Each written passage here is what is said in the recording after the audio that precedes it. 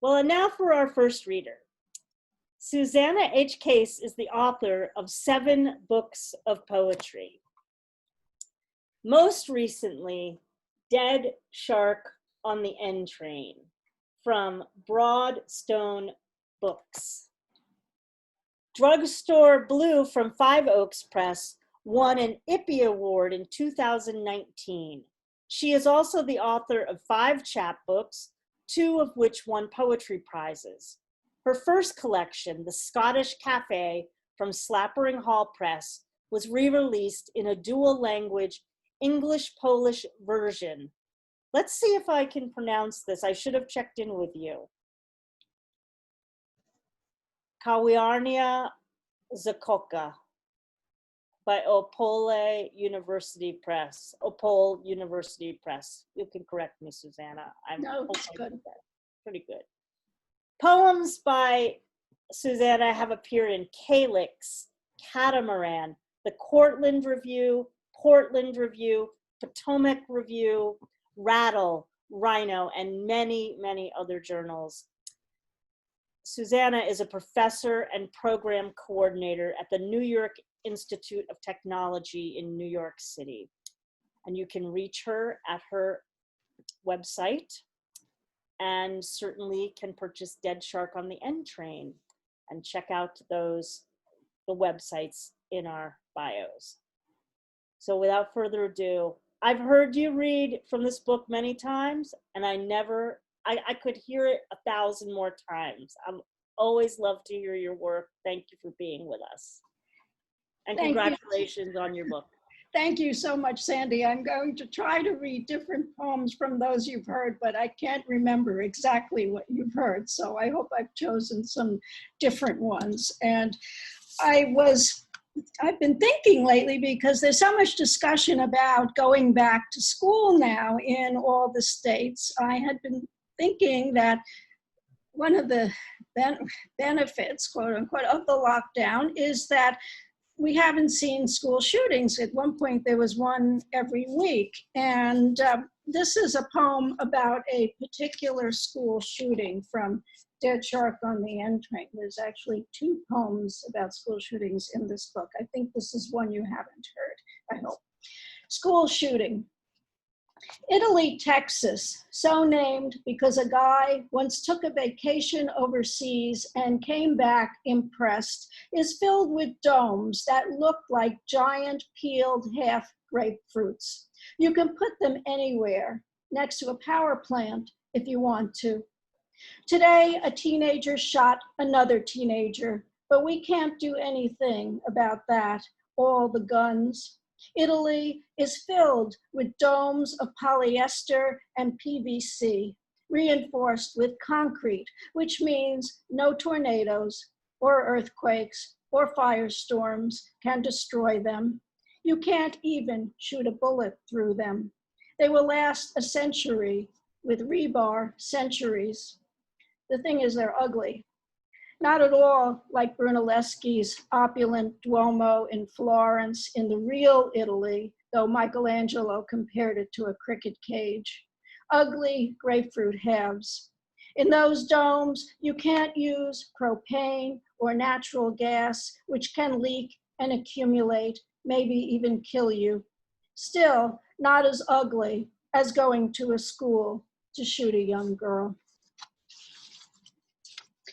So there's a lot of death in this book, and I wanted to read something that was a counterpart. And the poem I'm going to read was inspired by a trip I took in my 20s with a girlfriend of mine to Bulgaria, and it's too long a story to explain why we were stuck in the capital for a week, but we were in the capital for a week largely because her German was really, really bad. And so there were limited things to do at that point. It was part of the USSR, and I said, well, let's find the university. Let's go over there because people are going to speak English over there, and we can hang out. And we fell in with a bunch of African exchange students, and so we had a really interesting week. And in the process, got invited to a wedding. So not an African wedding, but a local wedding of some of their friends who were getting married. And so this poem is based on that wedding, and it's called Wedding in Bulgaria. A bride with a bouquet of carnations outside the government building. Rivulets run down the face of her groom, perspiring in a brown three-piece suit. Their friends pass a tray of gauze-wrapped candies and a sweet sour liquid made from fermented corn. It's the men who drink, the men who sway. Wedding parties scatter across the plaza like a kit of pigeons at San Marco. From the university, a man who barks orders at his wife as if she were his servant. When our group's turn is called, a curtain opens on an organist and a dozen men and women sing on cue. A violinist works his strings. 85% divorce rate, a guest mutters in English. He is shushed, chided for exaggeration. I wonder what promises the couple makes in front of the state employee who frowns in her black polyester dress. She gives a short lecture, the duties of marriage, I'm told. After they sign the marriage record, she hands the wife the certificate, shuffles us out, yells for the next pair. We step over one of the groom's friends, passed out on the steps.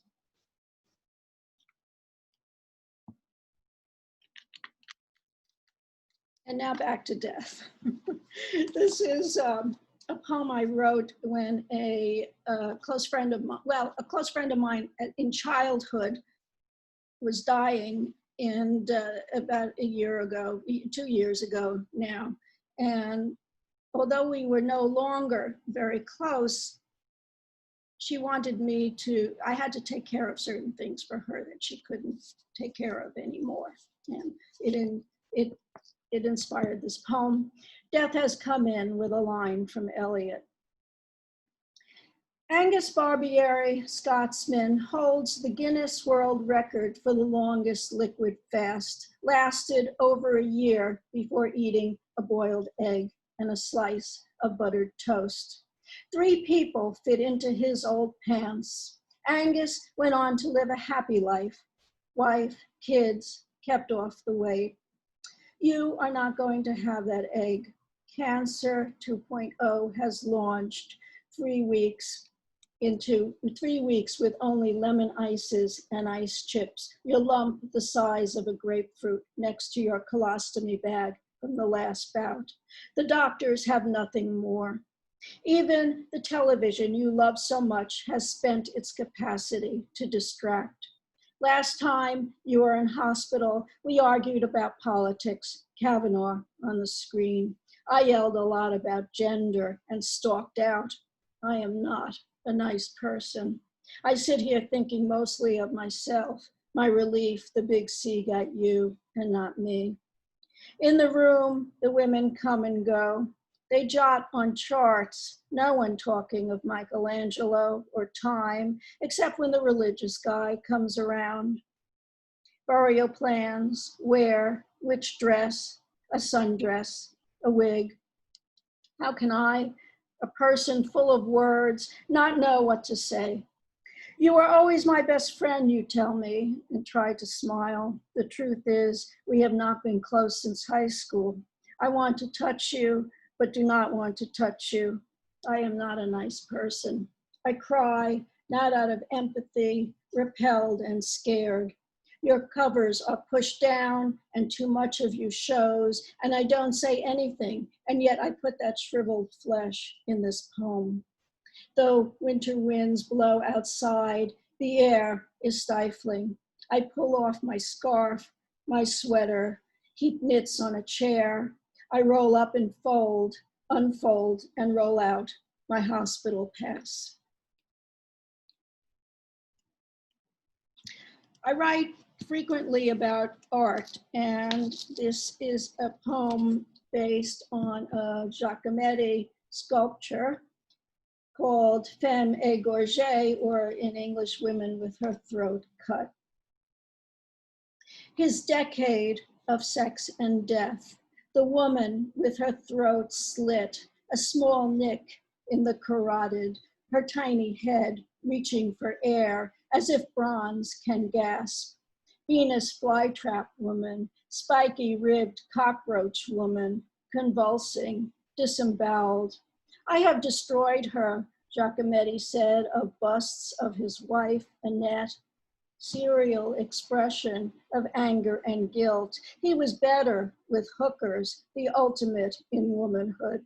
Like his art, endless repetition. It was the usual good girl whore dichotomy, as in his obsession, the prostitute Caroline, who stubbed out a cigarette on her portrait's well-placed bones, its jittery paint.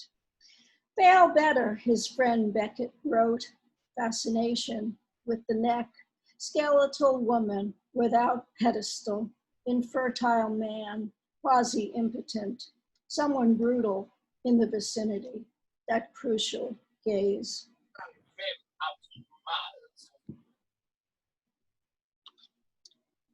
I also travel a lot, and where I travel frequently finds its way into my books. And several years ago, I went to Cartagena in Colombia, and I was very excited. I wanted to go to the bar where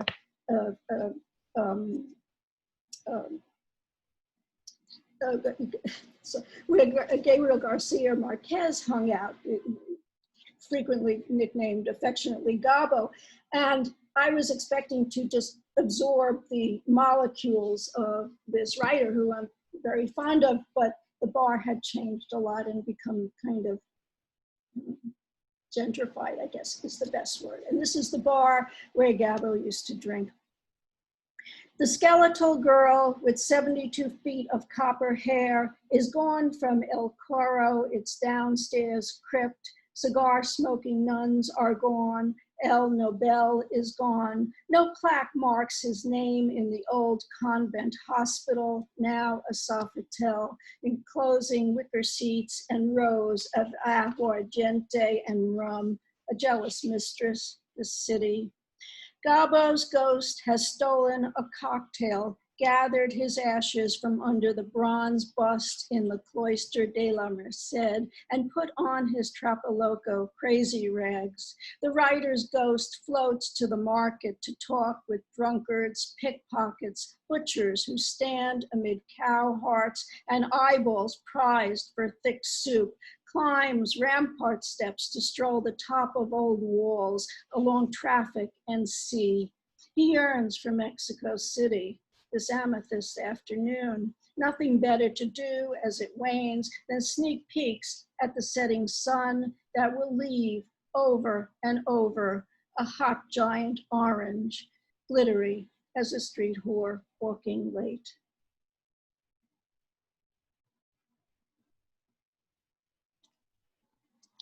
This one was also inspired by travel. When I went to Bolivia, I looked up to see who was the big poet of Bolivia, and it was a poet named Jaime Saenz, and there's a lot of him in this poem, and it's called, he was a raging drunk, and it's called Nights Drinking in Taverns. The night the poet took home the leg of a cadaver, he shoved it under his bed, like the Amazonian panther he brought to his newlywed, not realizing the small grow large and loom, night and misfortune can't be kept in a drawer. In La Paz, Andean flutes pipe under the eyes of shop mannequins, and their parapetas porters in their coats of rags are drinking themselves to death with brandy, a death that is everywhere and not, like the New Year's solstice cycle.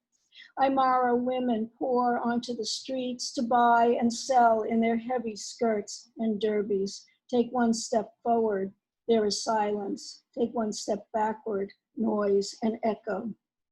A shaman, hechicero, melts leg into his fry pan, cools the shapes with water to tell the future. He pulls down his lower eyelid, a warning. Luck goes where it damn well pleases, flows through the llama fetus buried under each house. Thank you.